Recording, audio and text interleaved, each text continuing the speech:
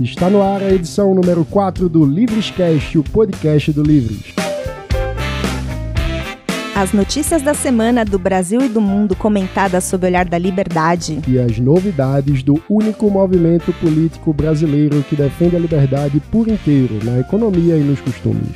Nós vamos renovar a política para levar liberdade às pessoas que mais precisam. Eu sou o Mano Ferreira. E eu sou Mari Ghiseline. Pelo site eusoulivres.org, iTunes, Google Play e youtube.com/livres, esse é o Livrescast que está no ar.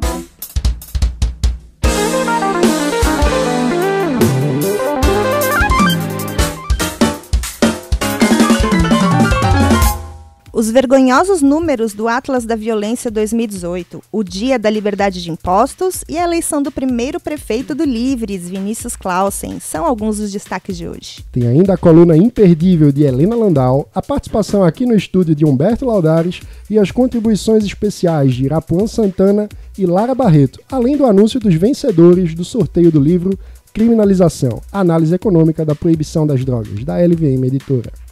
E sobre tudo isso, nós vamos conversar com o nosso produtor, o Victor Naia. Catatal, bem-vindo! E aí, Mari? Bom, o destaque da minha semana vai para o ataque do PCC, que ocorreu em Minas Gerais e no Rio Grande do Norte. No estado mineiro, foram 17 cidades em 6 regiões em menos de 24 horas. Pelo menos 24 ônibus foram atacados e incendiados. No Rio Grande do Norte, o número de cidades de ataques foram menor, mas em compensação, um policial acabou morto. Vamos falar sobre isso na notícia da semana, mas quem também está aqui com a gente é Humberto Laudares, especialista em políticas públicas e desenvolvimento, PhD em Economia na Suíça, mestre pela Universidade de Colômbia, graduado em Ciências Sociais na USP e Administração na FGV, aqui de São Paulo. Muito bem-vindo, Humberto. Obrigado, mano. Fala, povo. Tudo bem? Destaque da semana. Terça-feira à noite, a Assembleia Legislativa de São Paulo aprova um aumento salarial de R$21,8 mil por mês para R$30 mil por mês para os deputados. Na prática, isso aumenta o teto salarial do governo, tem um impacto orçamentário aí calculado até R$1 bilhão. Isso estrangula o limite de contratação de pessoal, segundo a Lei de Responsabilidade Fiscal, o que pode congelar o governo nos próximos anos. É uma irresponsabilidade e esse aumento foi pressionado por servidores públicos, principalmente auditores da Receita Fazendária do Estado de São Paulo. A gente precisa mudar isso. Com certeza. Então eu tô nas redes sociais como @marighz e o meu destaque da semana: o governo zerou os impostos de importação de rodas gigantes e carrosséis. Enquanto isso, o Ministério da Cultura aprovou uma nova forma de taxar o Netflix e serviços de streaming. O governo realmente não sabe a preferência de entretenimento do brasileiro. Eu queria entender os critérios, né? Pois é. Por que não a roda gigante? A montanha-russa? A montanha-russa. Né? Bolinha de gude. Pois é. Muito bom. Mas o meu destaque inicial vai para o fato de que nessa última semana nós comemoramos o Dia da Liberdade de Imprensa em tempos de fake news. Eu espero que a imprensa melhore bastante o trabalho que vem fazendo nessa eleição. Você também pode acompanhar as redes sociais do Livres, no Facebook, Twitter, Instagram e LinkedIn, sempre em @eusoulivres. Também no site eusoulivres.org, onde você pode se tornar um associado para construir um país mais livre junto com a gente. E vamos começar com a notícia da semana. O Atlas da Violência 2018, publicado nesta semana pelo Fórum Brasileiro de Segurança Pública e pelo IPEA, mostra os alarmantes dados sobre a violência no Brasil. Ostentando uma taxa de homicídio 30 vezes maior que a da Europa, mais de 500 mil de pessoas morreram devido à violência nos últimos 10 anos no país.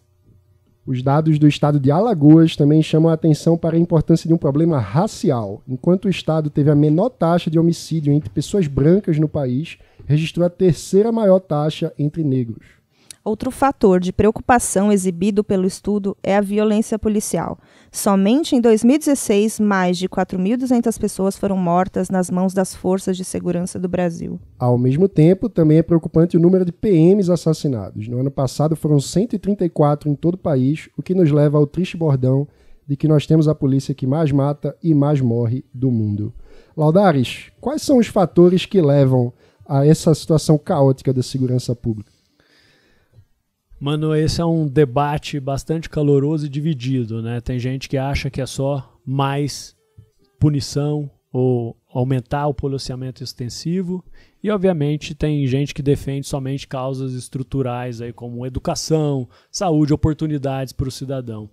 Na verdade, parece que a coisa está aí no meio disso tudo, né? Não tem jeito de não investir em educação para o futuro, mas, ao mesmo tempo, não tem jeito de ignorar políticas que garantam a segurança para o cidadão comum. A outra coisa que vocês mencionaram que é muito interessante é que mesmo na segurança já estabelecida, há aparentemente uma desigualdade em como a força policial atua. Se é mais nos centros, para garantir a ordem no centro econômico, ou mesmo de uma elite econômica e social, enquanto não garante o mesmo tipo de tratamento nas periferias das cidades. A gente tem problemas aí reais. A outra coisa que a gente precisa chamar atenção, e que isso é alarmante no Brasil, é que a violência atingiu lugares que antes eram pacíficos. Você pega o sul do Brasil, você pega o interior de São Paulo, Minas Gerais, o campo hoje é um lugar perigoso. Antigamente você tinha uma fazenda, você tinha lá tua vidinha tranquila, você não tinha preocupação, roubava galinha. Hoje chega bandido lá armado e te deixa depenado. Não, no interior do Nordeste tem uma situação cada vez mais frequente de gangues que praticamente é quase o Velho Oeste. Elas chegam para assaltar o banco.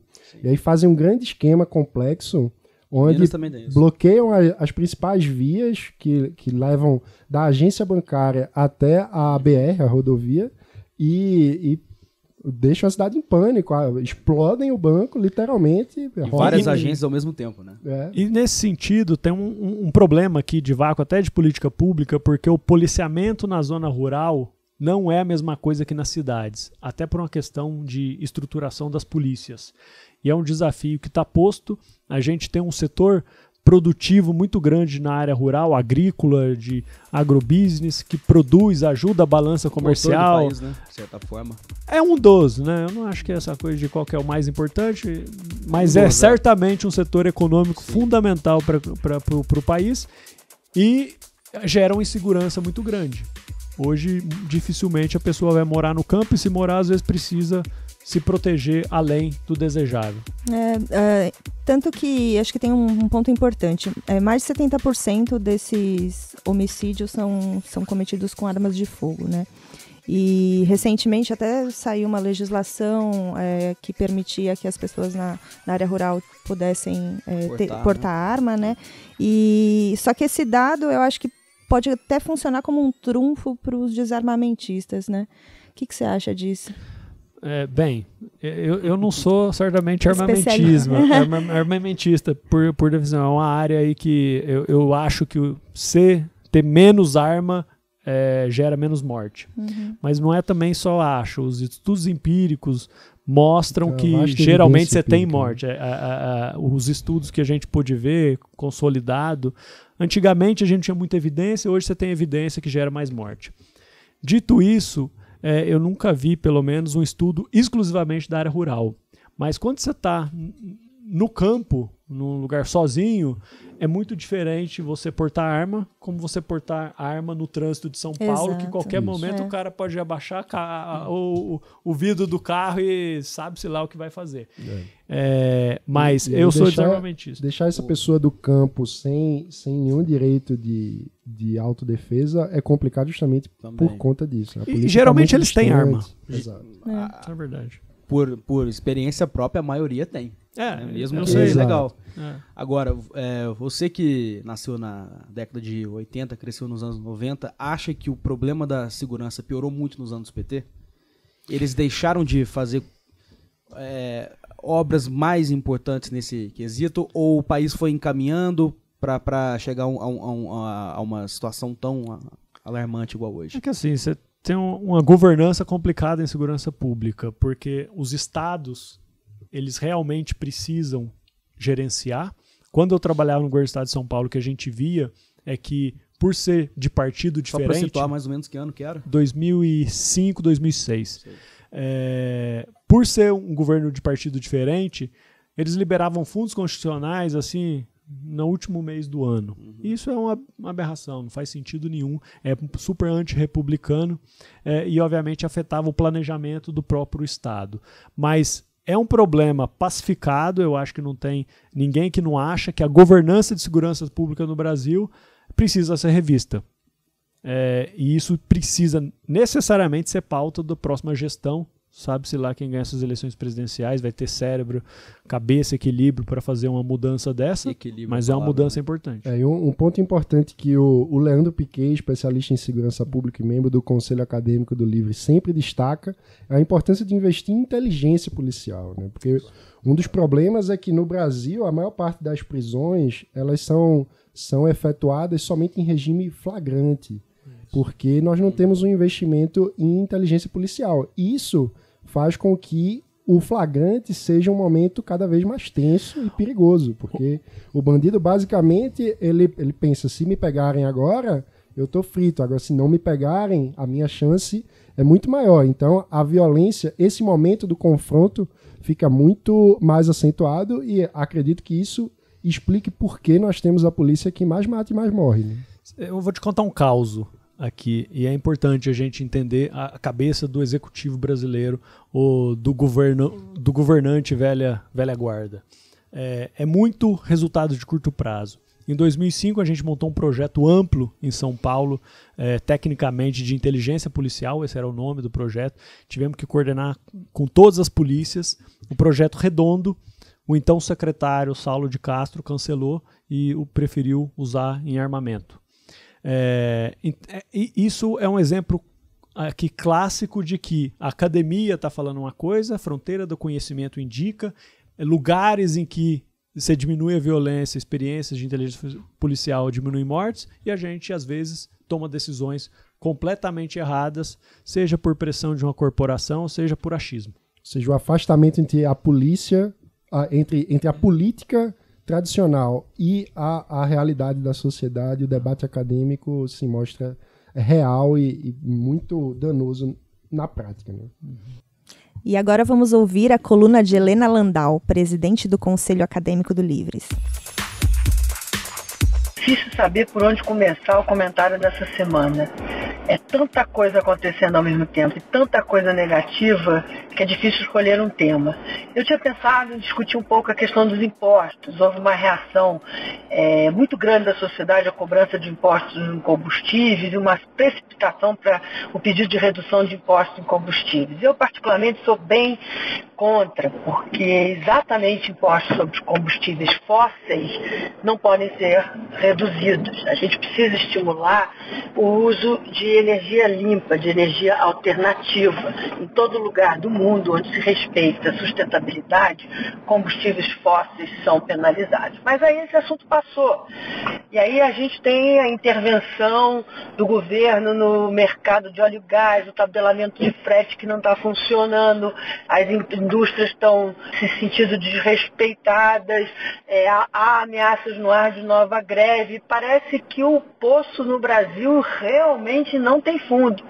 E para culminar, o crescimento nas pesquisas do candidato Ciro Gomes, que parece indicar para a maioria das pessoas de que teremos um segundo turno entre dois extremos populistas, um de direita e outro de esquerda, apavorou de vez os investidores. O Banco Central deixou o câmbio subir, os mercados caíram. O sinal é claro, nenhum dos dois candidatos vai trazer para o Brasil a consolidação fiscal que a gente precisa, as reformas que precisamos. Nenhum dos dois candidatos, fora todo o populismo e intervencionismo, leva a sério o principal problema fiscal do Brasil, que é a reforma da Previdência. Ambos falam de uma reforma teórica, de caminhar para o regime de capitalização, que não traz ganho fiscal nenhum, não diminui os gastos com a Previdência, não reduz no curto prazo as injustiças no sistema previdenciário.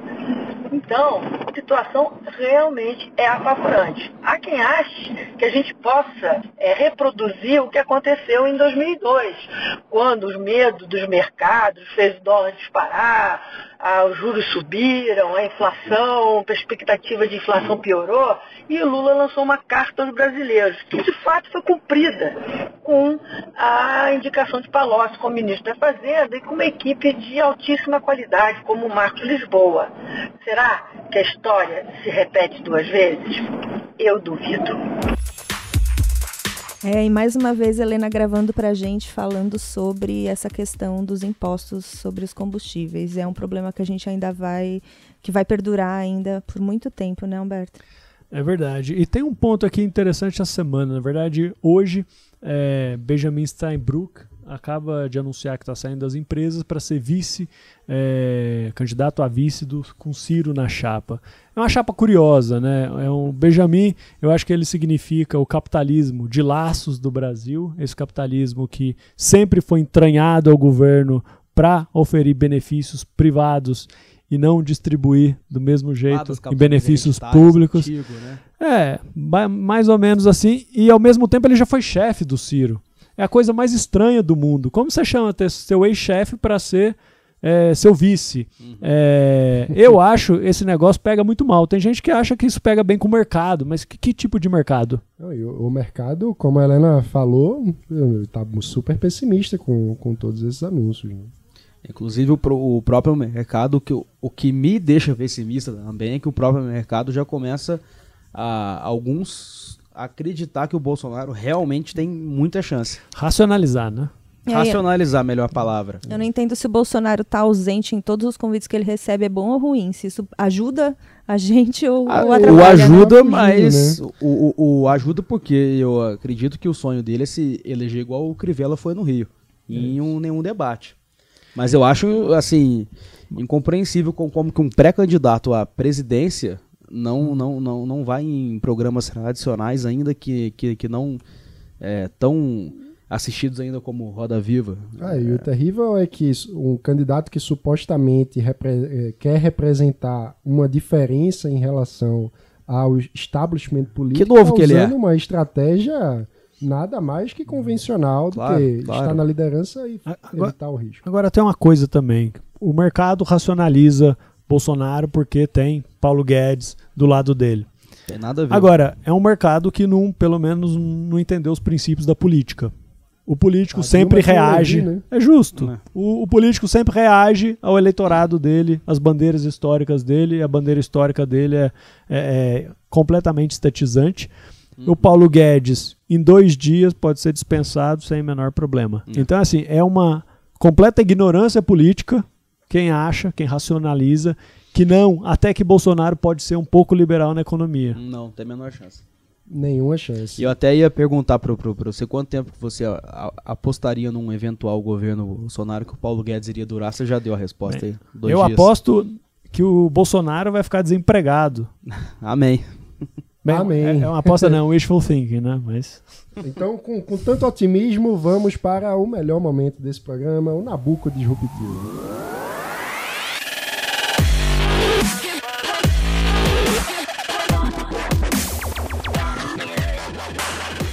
E o tema de hoje do Nabucco é Dia da Liberdade de Impostos.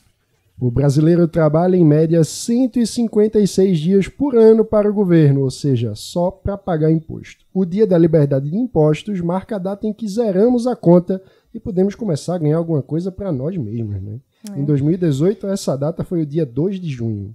Instituições pró-liberdade espalhadas pelo Brasil e coordenadas através da Rede Liberdade realizam diversas ações para conscientizar a população da alta carga tributária sobre serviços e produtos no país. É o caso do Chopp Sem Impostos, que contou com o apoio do Livres. Exatamente. E para falar sobre isso, nós recebemos um áudio da Lara Barreto, nova presidente do Livres em Sergipe. Me chamo Lara Barreto e sou do Livres Sergipe. No Brasil, estima-se que 5 meses trabalhados são somente para arrecadação tributária. E promover ações que denotam na prática o quanto a alta taxação é prejudicial em nossas vidas torna-se a oportunidade perfeita para instigar ainda mais a bandeira da redução de imposto. A Lara falou sobre conscientizar as pessoas a respeito da carga tributária. Um dos grandes problemas, além do tamanho, é a maluquice da cobrança, né, Laudari? Eu costumo falar que quando eu morava na Suíça, era mais fácil comprar coisa em qualquer país da União Europeia, e só para quem não sabe, a Suíça não participa da União Europeia, do que se você mora em São Paulo e comprar coisa no Rio de Janeiro. É uma bagunça. Principalmente a questão de ICMS é uma pauta que precisa ser revisada para antes de ontem. Atrasa o Brasil, atrasa o empreendedor, atrasa o empresário, atrasa todo mundo. Só quem é contra é a burocracia tributária dos estados. Essa semana meu pai passou um videozinho para mim mostrando sobre a curva de Laffer e tal. E aí eu comecei a pensar, tá espalhando a ideia. Só explica para o ouvinte o que é a curva de Laffer. Ah, é verdade. Curva de Laffer é uma curva que mostra, por exemplo, quanto mais sobe, de repente, a tributação em porcentagem na renda das famílias, tem um ponto ali que é um ponto onde a arrecadação começa a cair, porque seria um ponto limite. Então, vamos supor, chega em 30% de arrecadação no total dos impostos sobre a renda, e aí fica tão pesado que as pessoas param de consumir. Por elas pararem de consumir, acaba caindo a arrecadação também. Existe um ponto ótimo para arrecadar imposto, né? É fácil do ouvinte entender. Imagine o seguinte: se fosse fácil e quanto maior fosse a alíquota, mais imposto as pessoas pagassem, imagine o seguinte: se 100% da sua renda fosse tributada, você ia trabalhar? Não. Então, é por aí. Existe um ponto ótimo onde existe a melhor arrecadação possível, né? Mas tem uma coisa aqui, um ponto importante é que esse tipo de estimação devia ser feito.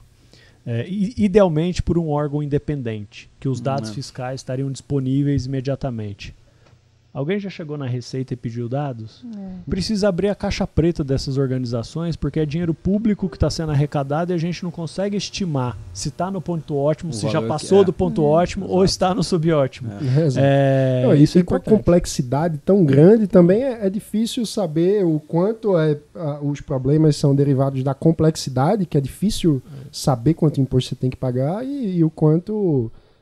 É uma questão do tamanho da carga, né? Tem bitributação, tem tritributação. Falando em bitri, ontem o Brasil chegou a uma marca muito significativa, né? Não sei se vocês sabem, não sei se os nossos ouvintes já sabem. Eu achei que você ia falar da Copa de 70. Não, rapaz, a Copa de 70 vai ficar para a próxima. A marca é que ontem R$1 trilhão foram coletados em impostos. 1 trilhão, isso é um recorde. Com 12 dias de antecedência em relação ao ano passado. Para só esclarecer mais um pouco, em 2010 esse valor foi registrado apenas em outubro. Com isso, o montante equivalente ao total de impostos, taxas e contribuições pagas por nós brasileiros desde o início do ano, nos 3 níveis do governo municipal, estadual e federal, deu R$1 trilhão. Um problema adicional é que, além da carga tributária maluca, o Brasil é um dos países que tem o menor retorno em serviços públicos. Quase zero, né? Por o Humberto imposto, pode falar muito bem disso. Exatamente, né? A gente tá no último lugar do ranking. Eu acho que esse é o grande ponto da discussão tributária. Porque eu costumo dizer que a desigualdade no Brasil ela começa na história, passa pela tributação e é aprofundada nos gastos públicos. E porque a gente gasta mal. E gasta mal também para o que mais precisa. Se a gente pega desde a Constituição de 88, a gente vê sim um efeito distributivo interessante para os mais pobres, principalmente por conta da saúde, do SUS. Mas na educação o efeito não é o desejável.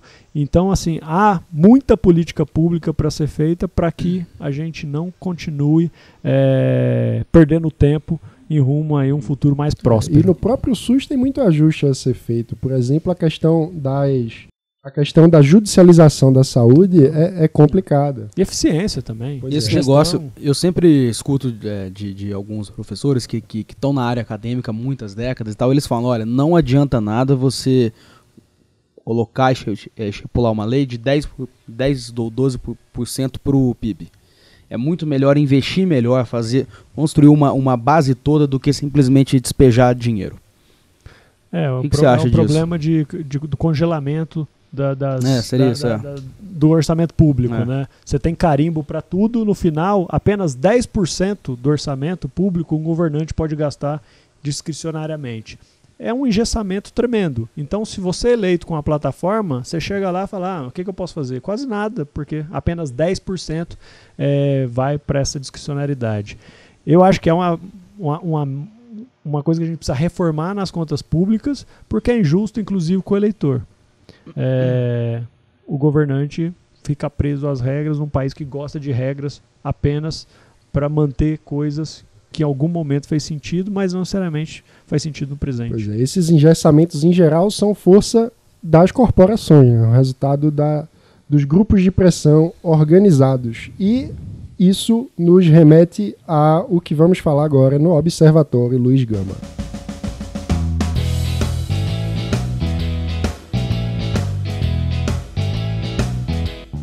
E o tema de hoje do Observatório Luiz Gama: a NTT define tabela de preço mínimo para frete, ação que dobrou o valor cobrado pelo serviço anteriormente. Após exigência feita durante a greve de caminhoneiros, a Agência Nacional de Transportes Terrestres definiu uma tabela de preços mínimos a serem praticados para trechos de frete de acordo com a carga. Na mesma noite, uma nova tabela foi divulgada, que tinha erros na primeira.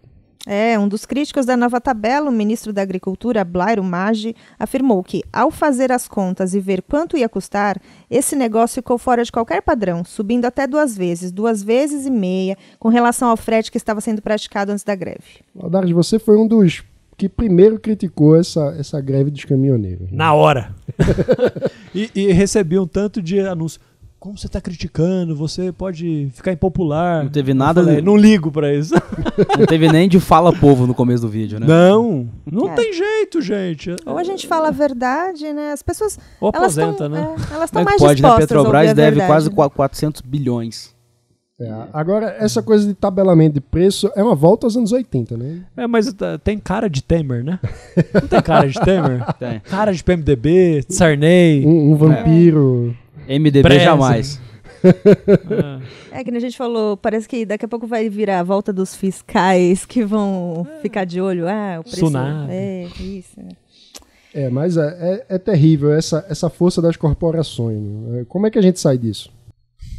Na verdade, eu acho que a solução, aliás, boa parte dos problemas está ainda na sociedade. Quando você teve um clamor popular tão grande em favor de políticas que mesmo quem apoiava ia pagar a conta, não sabia nem quanto, mas olha só, realmente merece uma atenção muito especial esse caso dos caminhoneiros. Como você vai pagar? Todo mundo pagando numa medida injusta. A discussão precisa se dar na sociedade para refletir na política. Uma coisa bizarra. Políticos que há 3 meses atrás falaram assim, não, nós somos liberais na economia, temos esse discurso e tal, foram lá defender os caminhoneiros e dar discurso de moral para que era preciso fazer medidas toscas dessas. Obviamente, provavelmente são analfabetos econômicos. Mas esse populismo ressoa na sociedade. Então, assim, a gente, como cidadão, como movimento, a gente precisa combater isso no mundo das ideias, tentar influenciar a sociedade para que mude na política e na economia também. Porque um governo responsável não faria isso. Mas a gente não está no luxo de ficar esperando governos tão responsáveis ultimamente. Ainda mais um presidente que parece ter um vínculo tão forte com portos, né? Ele vai ter que sair nadando depois de deixar a presidência, parece. Laudares, explica um pouquinho pra gente quais são os impactos desse tabelamento. Obviamente você tira o caráter competitivo, que é tão bom da economia. O brasileiro tem medo de competição. Brasileiros, como o Benjamin Steinbrück também, tem medo de competição. A competição é o saudável que vai fazer com que diferentes agentes de mercado, aí, empresários, possam ter estratégias que, por exemplo, ele pode abaixar um preço hoje para aumentar sua expansão de mercado no futuro. Se a gente põe um tabelamento aí mínimo, todo mundo vai ficar operando com esse tabelamento, você vai ter o consumidor ferrado. Esse é o problema dessas políticas, que o consumidor sempre paga a conta muito mais alto. Quem que é o consumidor? O consumidor é a maioria da população, eu, você e todo mundo que provavelmente está ouvindo a gente. E o menor agente do mercado. Né? Então, o mais de peso importante. Né? Exato, o mercado fica fechado, diminui a competição, é uma coisa terrível. Mas vamos falar de coisa boa. Vamos conversar um pouco mais sobre o próprio Humberto Laudares, que está aqui com a gente.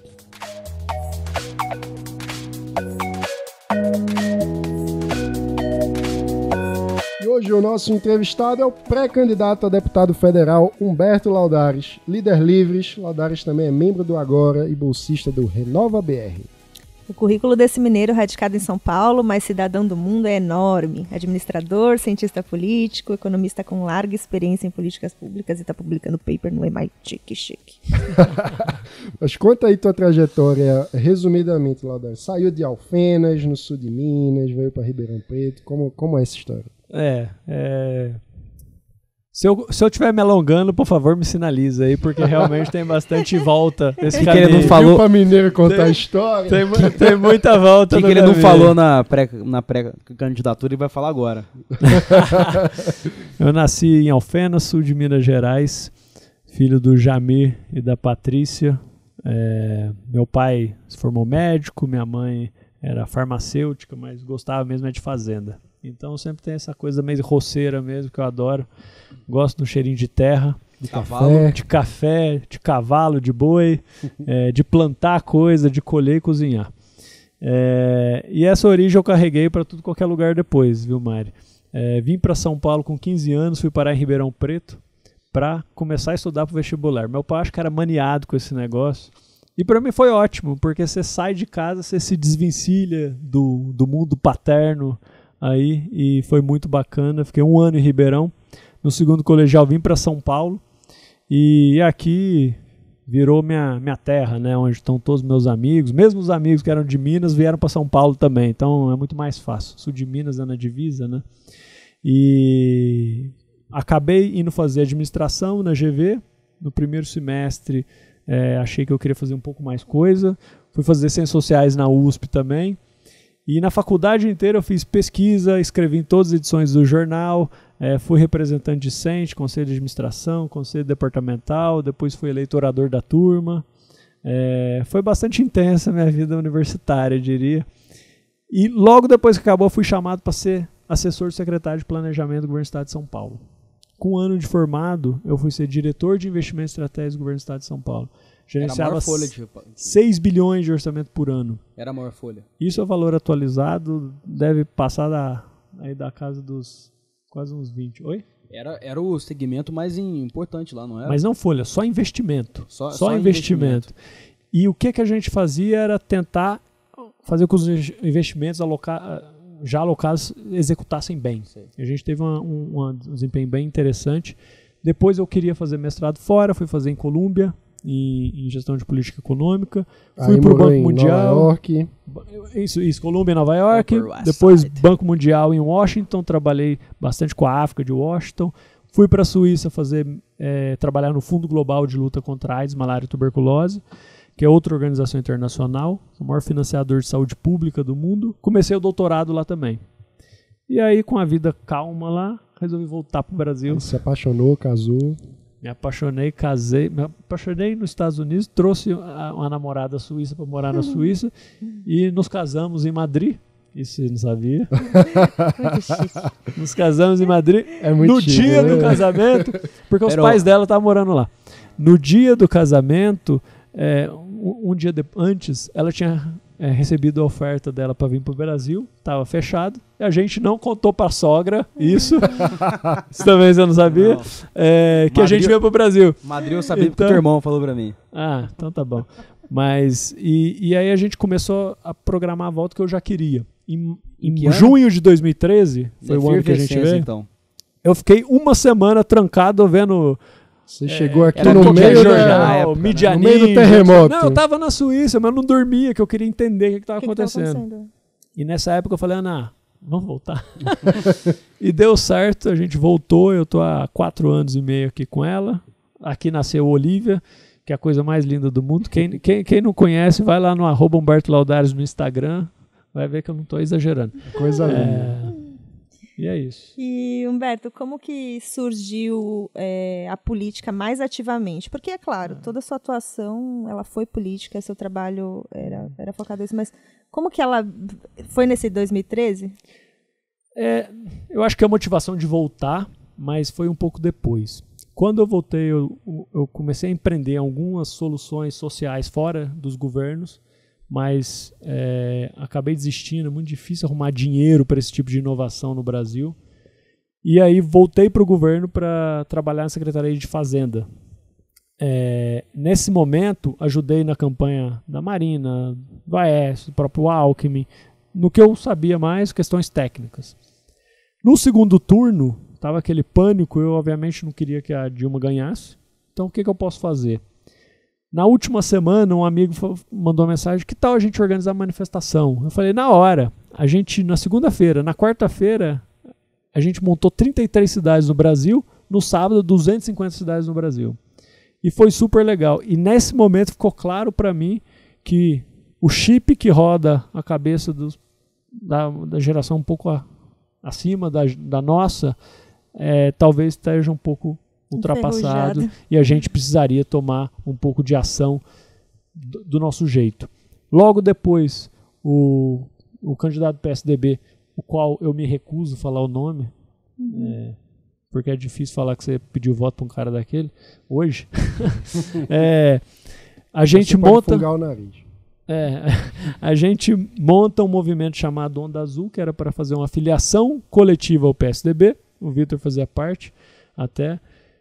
Porém, tinha uma carta bastante importante, que a gente falava assim, por que não atualizar o que é a social-democracia 2.0?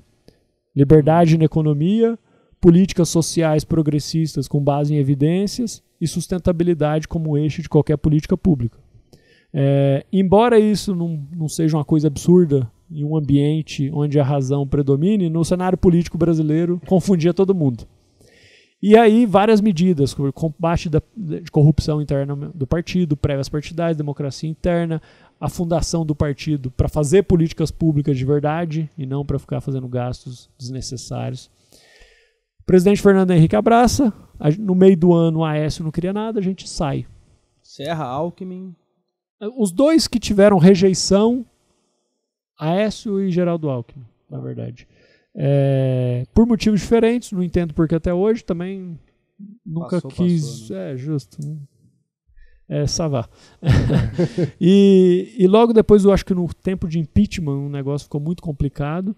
Eu fui trabalhar no Senado Federal com um dos caras mais bacanas que eu conheci na política brasileira, o senador Tasso Gereissati, que deu toda a abertura para criar, para propor tudo que a gente pensava e deu para fazer coisas inovadoras. Em pleno ano do impeachment, a gente faz a primeira avaliação da política externa do Brasil.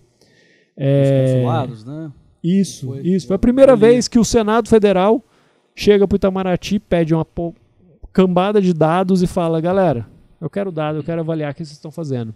O Itamaraty tem um lobby muito grande sobre o parlamento, política externa no tema eleitoral, e a gente faz uma avaliação bastante ampla que pautou os ministros seguintes, repercutiu bem na imprensa também, como você lembrou, Vitor. Mas nesse meio tempo começamos a montar o Movimento Agora, que é uma agência mais de convergência, bastante na linha dos tons que eu mencionei até para o Onda Azul.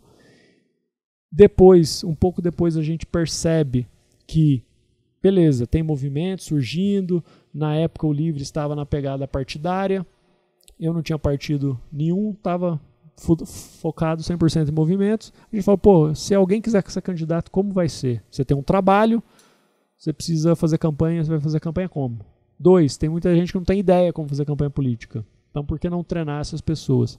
Foi quando o Edu teve a ideia, talvez a gente precise ajudar essa galera, como que a gente faz? Eu desenhei a estratégia inicial do Renova BR, que depois veio chamar Renova BR, e foi um projeto pronto muito rápido, e hoje tem 130 bolsistas aí no Brasil inteiro. O Livres tem, dentre os quais eu. 133. É uma coisa interessante, porque eu desenhei estratégia e tudo, eu não sabia se eu ia ser candidato. No último dia eu apliquei, aí quando eu apliquei eu me desliguei totalmente do Renova, embora seja fundador. Passei pelo processo seletivo, como todo mundo, e aí fui aceito e sou bolsista hoje do Renova. E tem bastante gente do Livros lá Humberto, também. e por que federal? Antes disso, eu vou terminar de contar minha história, porque depois, quando eu volto pro Brasil, o Livres tinha saído do PSL por conta da entrada do Bolsonaro, dessa coisa horrorosa que a política brasileira presencia. E aí, os meninos, que eu sempre tive uma amizade muito grande, falaram, pô, vem pro Livres também. Eu falei, não, na hora, vamos embora. Então, foi uma acolhida aí muito bacana. Excelente, eu sou sempre não tem tempo ruim, né? É sempre bom, a gente diverte. Discorda disso, discorda daquilo, mas é bom e tal. É um ambiente muito gostoso e é por isso que a gente está aqui hoje. Sua pergunta, de novo, por favor. Por que deputado federal? A minha pauta sempre foi muito mais nacional do que estadual.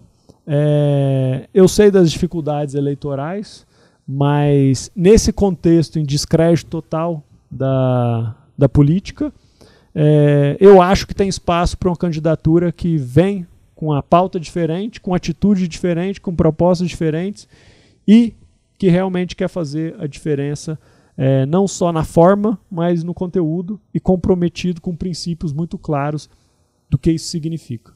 É uma aposta que eu acho que precisa ser em conjunto com muitas pessoas, com muitos amigos, com pessoas na internet, com movimentos, mas falar, pô, se a gente consegue um aqui, outro em outro estado, a gente tem uma rede ali menor que pode começar a mostrar para a sociedade que é sim possível fazer política diferente. Isso vai ser a renovação. A renovação hoje é só hipótese. A gente precisa ser a mudança. Um comentário do que você estava falando sobre chegar no Livres e tal. O Livres, ele é um movimento, embora com os princípios bastante liberais, que ele é aberto às pessoas chegarem, mesmo que elas não saibam necessariamente o que é liberalismo, né? Quando eu entrei no Livres, eu não sabia o que era isso. Então, as pessoas me ensinaram e me fizeram com que eu me apaixonasse pelas ideias, né? Então, assim, o Livres é essa família, né? Então, eu acho que o Humberto se sentiu muito mais à vontade. Eu, por exemplo, conheci o Livres naquele grupo Left Liberalism do Facebook. Né? E um grupo que, por exemplo, tem o Carlos Góes, ou pelo menos tinha. Nunca imaginei que ele poderia contribuir com Livres, né? E eu também não fazia a mínima noção do que era isso, mas quando eu comecei a olhar, falei, rapaz, parece Onda Azul 2.0. Porque o Livres, ele, para quem está ouvindo, um pouco diferente. Mais bonito. Ele abrange diversas vertentes dos pensamentos liberais. Né? Isso é verdade, isso é legal e tem respeito, o que é muito importante. Diálogo. A outra coisa, por exemplo, a estratégia do Onda Azul era outra, completamente diferente. Renovar um partido. Embora, mas a deles também, diferente. Mas Livres no início, né? Um contexto todo diferente. Até agora, pouco, né? Mas esse ambiente é acolhedor, eu acho que é promissor também. Por exemplo, ontem eu lancei a pré-candidatura. Na quarta-feira. Ontem na quarta-feira, mas para vocês antes de ontem.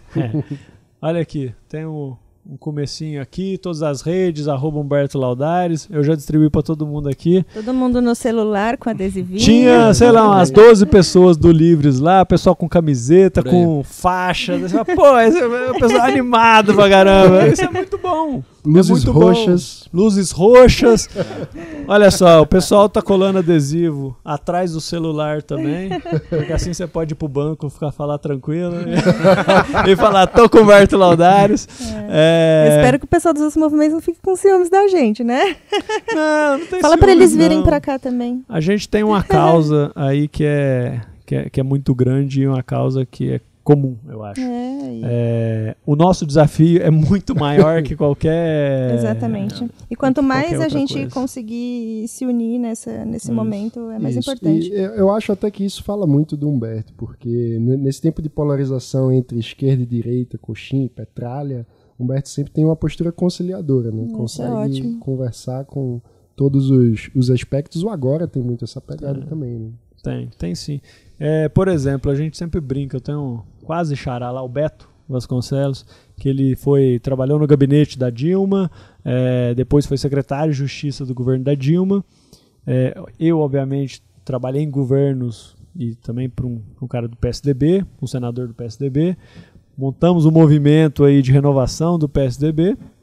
Ele saiu do governo, eu nunca me filiei ao PSDB, mas a gente tem uma parceria muito incrível. Inclusive o grupo de desigualdade lá do Agora, a gente toca junto. Agora ele está mais à frente por causa da pré-campanha. Mas isso é muito bacana, porque quando a gente vai ver, tem várias convergências. Se a gente focasse nas convergências que resolvem problemas para o país, a gente não estaria nessa polarização burra. Porque eu falo, a mediocridade na política brasileira, ela é super democrática. Não tem um lugar que ela não está espalhada. Por que a gente não consegue deixar alguma bandeira de lado para ganhar algum tipo de capital político de curto prazo e bobo e pequeno para focar na solução desses problemas fundamentais que atingem a vida do cidadão brasileiro? Claro. Porque eu falo que no fundo a gente quer a mesma coisa. A gente só precisa aprender a falar a mesma linguagem. Também, né? Exato. E nesse contexto em que a gente tem um cartel de partidos políticos velhos que não tem espaço nenhum para renovação, quem está pensando algo diferente, está pensando no futuro do país, precisa conseguir conversar entre si. Forças, claro. Mano, você sabe que na minha página eu sempre apanhei da esquerda e da direita. E às vezes no mesmo post tinha um cara que me chamava de comunista e o outro de liberal vendido por banqueiro. Pô, mas fez Fefeleche GV, você quer o quê? Justo, eu fiz Fefeleche GV. Então isso pra mim nunca me afetou, né?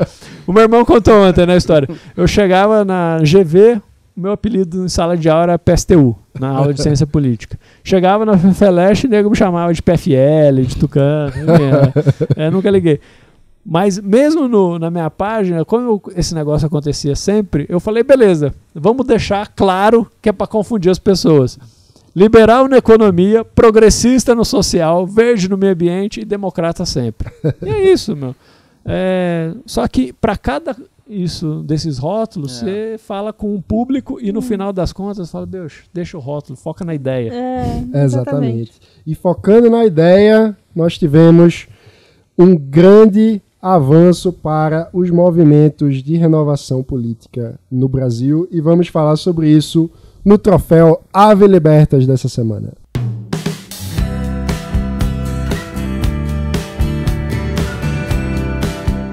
O Livres elege seu primeiro prefeito, Vinícius Clausen, na cidade de Teresópolis, Rio de Janeiro. O Ave Libertas, para quem não conhece, foi um clube de mulheres abolicionistas e liberais fundado pela costureira Leonor Porto em 1884. Antes da Lei Áurea entrar em vigor, as integrantes da Ave Libertas conseguiram a alforria de mais 200 escravos. E após a abolição, elas seguiram contribuindo com os ex-escravos através da alfabetização e da busca por emprego. Então, quem recebe o Ave Libertas dessa semana é o nosso associado Vinícius Clausen, prefeito eleito de Teresópolis, no Rio de Janeiro. Empreendedor de 39 anos, natural de Teresópolis, pai de 2 filhos, graduado em administração e pós-graduado em gestão pela FGV, Vinícius Clausen venceu a eleição suplementar de Teresópolis e tornou o Livres o primeiro movimento de renovação política brasileiro surgido a partir de 2013 a vencer a eleição majoritária. Defendendo eficiência, participação e transparência na gestão pública, Vinícius Clausen nunca havia participado de uma eleição antes e promete iniciar um novo ciclo político em Teresópolis. O seu grande desafio será dinamizar a economia da cidade e diminuir a grande dependência da prefeitura, que é o maior empregador do município, uma realidade muito comum em cidades do interior do Brasil. Vamos ouvir o depoimento que o Vinícius mandou pra gente? Vamos nessa. Olá, amigos do Livres. Teresópolis acabou de conquistar a sua liberdade. Pessoas do bem se levantaram e quiseram a mudança. Tenho certeza que Teresópolis está dando um grande exemplo para o Brasil. E eu quero continuar fazendo parte desse grande movimento de liberdade e conto com vocês, quero participar com vocês também e tornar Teresópolis como um grande laboratório para essa mudança. Então, agradeço as influências, as lideranças do Livres, principalmente ao Paulo Gontijo, que me acompanhou nessa caminhada inteira e vocês foram fundamentais para que Teresópolis conquistasse a sua liberdade. Agora sabemos que temos muito trabalho pela frente e vou precisar contar com toda a ajuda e principalmente com a ideologia e os pensamentos do Livres. Vem com a gente, Teresópolis se libertou. Um aspecto muito simbólico da vitória do Vinícius Clausen, de quem a gente acabou de ouvir o depoimento, é que ele ocorreu por exatos 22 votos sobre Luiz Ribeiro, nada mais, nada menos, candidato do PMDB, partido muito conhecido por todos nós e também muito conhecido por um outro líder Livres, ex-ministro da Cultura, que participou ativamente da campanha do Clausen, Marcelo Caleiro, que mandou um recado pra gente também. O povo de Teresópolis deu uma mensagem muito clara de que sim, é possível fazer uma renovação política de verdade. O candidato Vinícius Clausen, do PPS Livres, foi eleito, prevalecendo sobre o candidato do PMDB, o PMDB do Cunha, do Gedel, do Temer, do Albertassi, do Pisciani, do Cabral, enfim. Vinícius Clausen é o grande vitorioso dessas eleições e o povo de Teresópolis dá uma verdadeira lição de esperança para o Brasil. Esperança que sim, é possível usar as eleições como um instrumento de renovação, como um instrumento de novas práticas, como um instrumento de uma política que seja verdadeiramente para todos. Teresópolis, aí, depois de ter 7 prefeitos em 7 anos e ter 6 vereadores presos pela Polícia Federal na semana passada, dá um passo gigante na nova política. Um abraço grande e boa semana. A gente acabou de ouvir o Marcelo Caleiro, que tem uma experiência muito grande com o PMDB. Para quem não lembra, o Caleiro saiu do Ministério da Cultura depois de uma confusão com o Gedel Vieira Lima, que hoje está preso. O cara da mala de dinheiro, né? Exatamente. Aquele bochechudinho. É uma grande vitória pra gente, porque como o Caleiro estava contando, a cidade passou por governo completamente problemático durante muitos anos. Imagina só, 7 prefeitos em 7 anos é uma coisa surreal, né? E ganhar justamente a renovação é muito... deve ser um alívio enorme. É simbólico, né? É sinal de que a população realmente tá buscando uma coisa nova. Ninguém aguenta. Imagina o efeito para a cidade. Uma cidade ainda por cima que é tão dependente da prefeitura, como é o caso de Teresópolis, ter uma confusão tão grande de seguidos prefeitos caçados por corrupção. Mas, mano, tem uma coisa aqui, porque a renovação no majoritário é mais fácil de ser identificada. O nosso desafio aqui, e eu falo isso para os ouvintes também, na votação do Congresso Nacional e das Assembleias Estaduais, a gente precisa ter isso muito em mente, não só para votar, mas para pedir voto, para trabalhar por essas pessoas, porque o desafio é muito maior. Boa parte da velha política tem uma rede de compra de voto gigantesca e a gente está competindo contra isso. Então, o engajamento da sociedade civil nessas eleições de 2018 vai ser fundamental para a gente mudar Brasília também. Concordo totalmente e acho que um dos aspectos importantes da vitória do Clausen é que a gestão dele possa servir de vitrine para a renovação política tão necessária no Brasil. Exatamente. Estamos todos muito felizes. E para terminar, a gente vai ouvir também um áudio que o nosso presidente Paulo Gontijo mandou. Vamos ver o que ele tem para dizer para a gente. Salve, salve, meus amigos do Livres. Aqui é Paulo Gontijo. A gente celebrou recentemente a vitória da nossa primeira liderança numa eleição do Executivo, que é o Vinícius Clausen, que se elegeu prefeito de Teresópolis. A vitória tem importância por inúmeros aspectos e um deles é a renovação. A gente conseguiu alguém que nunca tinha sido candidato, um empreendedor local, uma pessoa ligada à sua cidade, mas que jamais tinha participado de política partidária com força. E começamos a campanha do zero, com 0,8% de intenção de voto na primeira semana da campanha, até chegar a 23.500 votos, com apenas 22 votos à frente do candidato do PMDB, apoiado pela máquina do PMDB no Estado. Eu acho que é uma vitória das propostas do Livres, é uma vitória de uma gestão pública mais racional e é principalmente uma vitória de renovação política. É uma vitória de uma nova geração que mostra que pode sim assumir cargos de poder, assumir poder executivo e que pode principalmente brigar de igual para igual com a velha política.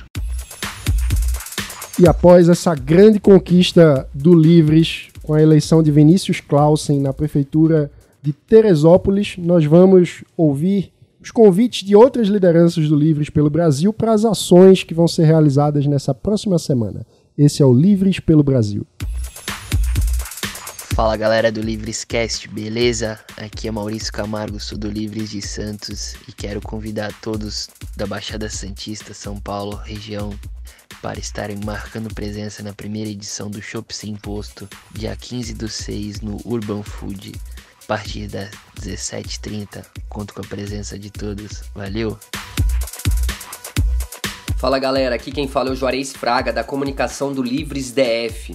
O Livres DF, neste sábado, dia 9/6, a partir das 16 horas, vai estar promovendo o primeiro Chopp Sem Imposto aqui do Distrito Federal. Vamos reunir várias lideranças dos movimentos liberais aqui do Distrito Federal, além de reunir também todos os novos associados dessa etapa do Livre, dessa nova etapa do Livre, para discutir sobre essa nova etapa, apresentar quem está à frente do movimento. Então é isso, valeu e obrigado. Laudares também tem um convite para fazer? Sim, mano.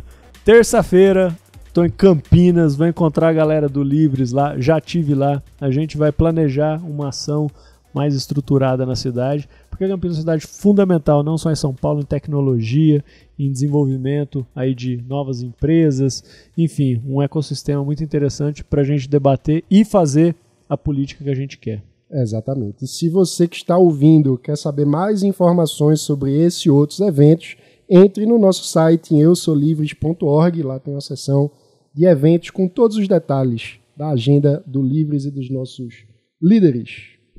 E agora, vamos para o momento Melchior. No último domingo, Fabiana Cosa, atriz e cantora, anunciou através de suas redes sociais que renunciara do seu papel em Dona Ivone Lara, Um Sorriso Negro. No musical, com estreia prevista para setembro, a cantora iria interpretar a própria Dona Ivone Lara na vida adulta. A polêmica ao redor do caso se deu pelo fato de que a atriz foi acusada de não ser negra suficiente para o papel. Vamos ouvir sobre isso a opinião de Irapuan Santana, que é doutorando, mestre em Direito Processual pela UERJ, professor do Centro Universitário de Brasília, assessor do STF e do TSE. Irapuan também escreveu um artigo no site do Livre chamado Racismo, Colorismo e Radicalismo, sobre o tema, compartilhado até pelo rapper Emicida em suas redes. Exatamente, até o Emicida compartilhou o artigo do Irapuan. Então vamos ouvir o depoimento dele? Oi pessoal, tudo bem? Mais uma vez é um prazer estar aqui no Livres para poder debater um tema de muita relevância, que é o chamado colorismo. E o que é isso? É diferente um pouco do racismo, porque agora a gente está tratando de indivíduos da mesma raça. Isso tem relevância prática dentro de processo penal, dentro das eleições e até no âmbito da educação. Eu escrevi um textinho a respeito do tema, e aí eu coloquei isso lá um pouquinho mais detalhado com as referências também, que aí vocês podem pesquisar melhor. Então, gente, a primeira coisa que a gente tem que frisar é que o colorismo não é um mimimi, Ele tem relevância e efeitos práticos na vida de todo mundo, especificamente da comunidade negra. A ideia de que quanto mais claro, quanto mais branco, melhor, isso sempre teve, não no inconsciente popular, mas no consciente social. Então é importante a gente frisar isso, que é um fato histórico, essa questão, e que é um fato que dura até os dias de hoje. O problema é que essa ideia do colorismo ela foi desvirtuada, O que era de uma coisa de usar dos brancos contra os negros acabou, nesse caso especificamente, dos negros entre si. E isso é um problema, A questão do radicalismo, ela acaba não ajudando o debate. É complicado a gente segregar quem já é segregado diariamente. A gente tem que reforçar essa ideia de que é preciso a gente estudar e refletir de uma melhor forma, justamente para a gente não fazer aquilo que a gente quer evitar, que é continuar segregando as pessoas, enfim. É isso, pessoal. Muito obrigado novamente. Um abraço. Como disse o Irapuan, o combate ao racismo, obviamente, é uma pauta fundamental. O colorismo, que é a diferença da discriminação sentida em função da cor da pele, também é uma questão importante, mas não se resolve isso segregando as pessoas, Humberto? Eu acho o que me chama a atenção no tipo de reação dessa é que é uma reação, em princípio, exagerada. Não tem jeito de não falar que a atriz não é negra, porque você vai começar a entrar em gradações infelizes. E a outra coisa, se tem uma coisa que explica o Brasil de maneira feliz, é a imigração, é a miscigenação, e essa capacidade. É o que nós temos de melhor, A gente pode, eu acho que sim, tem muito preconceito ainda, principalmente com os mais negros, a gente precisa trabalhar isso, debater seriamente, mas dentro do próprio ambiente em que você tem uma miscigenação entre um italiano com o negro, e aí você não é tão negro como eu acho infeliz esse tipo de coisa, porque não propõe um mundo melhor, ele propõe um mundo muito mais dividido, e eu acho uma estratégia não tão civilizatória. Exato. E ainda mais se tratando de uma homenagem, vale lembrar que a Fabiana Cosa conviveu com a Dona Ivone Lara, foi escolhida pela família, enfim, é triste a situação. E para os movimentos negros de esquerda, que infelizmente pegaram no pé da coitada da Fabiana, vale lembrar que o guerrilheiro Marighella era filho de uma escrava com um italiano. A gente tem esse problema agora da divisão que o Humberto estava falando, né? Se a gente não começar a se preocupar que a gente está indo para um caminho que talvez seja sem volta, a gente não vai evoluir nesse combate ao preconceito. Até puxando o gap do preconceito para o populismo, que eu acho que estão umbilicalmente ligados, você na sua pré-candidatura, você disse que nenhuma geração aqui do Brasil passou o bastão para outra em um regime democrático, né?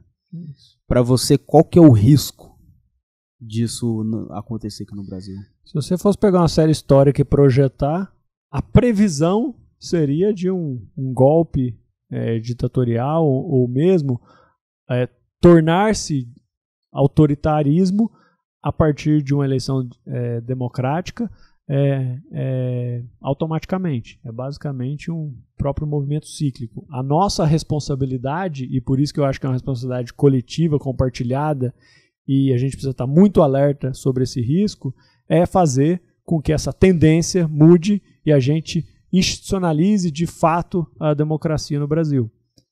Por isso esse momento é muito sério, ainda mais com uma crise provocada também por essa geração que trouxe a democracia, principalmente a questão de financiamento, de campanhas, que gerou uma desconfiança grande na própria política, mas a hora agora é sim renovar, sim fortalecer a democracia e mostrar e melhorar as instituições democráticas. Porque você ter, principalmente, partidos políticos e corporações políticas que perpetuam meia dúzia de pessoas e famílias em suas instituições, isso é uma coisa inaceitável.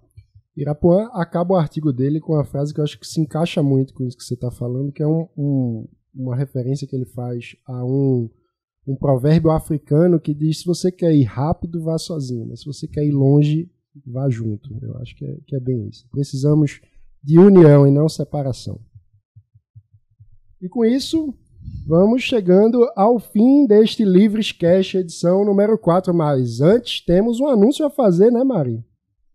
Agora a gente vai anunciar os vencedores do sorteio que a gente fez em parceria com a LVM Editora. Exatamente, do livro Criminalização, Análise Econômica da Guerra às Drogas.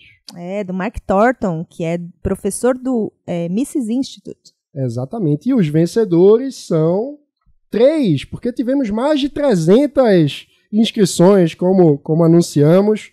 Se tivesse 100 participantes, teríamos um livro, 202, mais de 300, 3 livros. Então, é isso aí. Os vencedores são o Lucas Brit, de Santa Catarina, Felipe Mota, do Rio de Janeiro, e o Denis César da Silva, de São Paulo. Como é que faz para pegar o livro? A gente vai colocar tanto na página da LVM quanto embaixo da descrição do podcast os vencedores, e a gente vai entrar em contato, então podem ficar tranquilos, mas será devidamente anunciado nas redes sociais. Mas ouve o podcast, pelo amor de Deus, né? Exatamente. E com compartilhe isso, também. Compartilhe Obrigação. em todas as redes. Leia o livro, escreva a respeito e diga: ganhei esse livro maravilhoso porque escutei o Livrescast. É isso aí. Até o final. E quanto mais gente participar, quanto mais gente ouvir o Livrescast, mais sorteio a gente vai ter. É isso aí. E com isso, chegamos ao final da edição número 4 do Livrescast. Antes, precisamos agradecer a presença de Humberto Laudares. Muito obrigado, Laudares. Muito obrigado. Uma satisfação imensa. Obrigado. Quem quiser lhe seguir nas redes, dê mais uma vez a dica. Por favor, @Humberto Laudares, Instagram, Twitter, Facebook, YouTube. A gente está nas redes, mas a gente está nas redes também para estar na vida das pessoas, presencialmente também. Se tiver bate-papo, convide, vamos conversar, dialogar, porque isso é o mais legal da internet. Foi um prazer estar sempre convidado. Prazer, mãe. A gente teve aqui também o nosso produtor, Vitor Naia. Catatal. Muito bom, Vitor. Obrigada pela participação. Valeu, Mari. Mais um podcast entregue. Humberto, muito obrigado. Mais uma vez foi muito bom vê-lo ao vivo. E também agradecer ao Mano, ao Sole que fica ali no background, e a toda a plateia que está aqui hoje. E falando em Sole que fica no background, esse é o momento de fazer uma surpresa. Aê! Estamos gravando na quinta-feira, dia 7 de junho. Aniversário de Sole Makoviak. Eric está chegando aqui com o bolo. Ele não consegue acender as velas. Acende isso uma. Faz parte.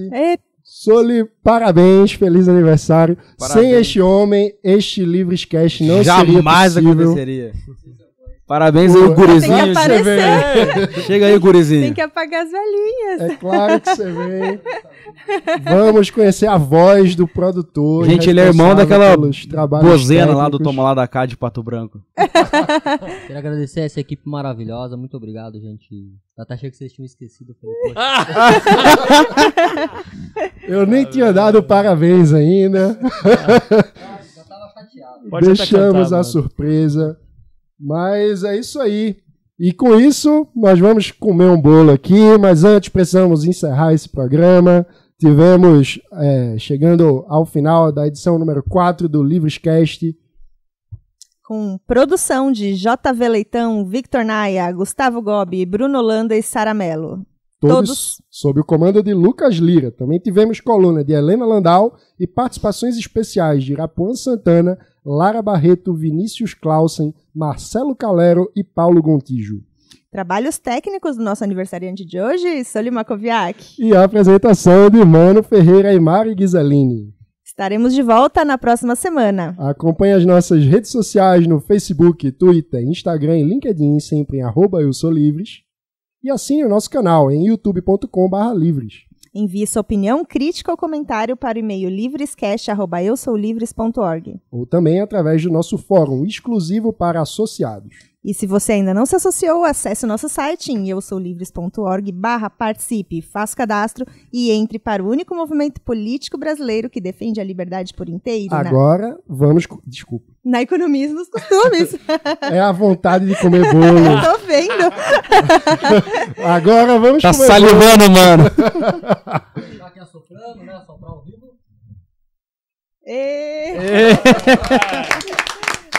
E até a próxima! Escolha ser livres.